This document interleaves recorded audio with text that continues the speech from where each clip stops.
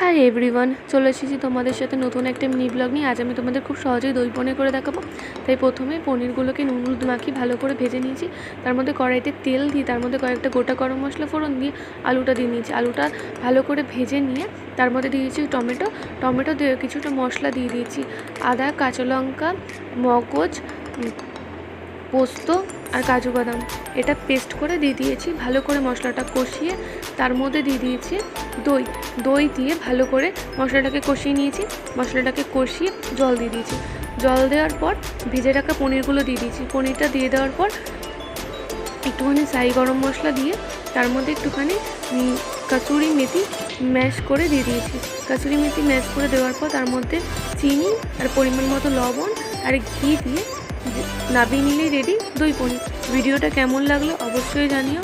ভালো লাগলে like comment share করতে একদম ভুলবে না। দেখা হচ্ছে পরের মিনিট।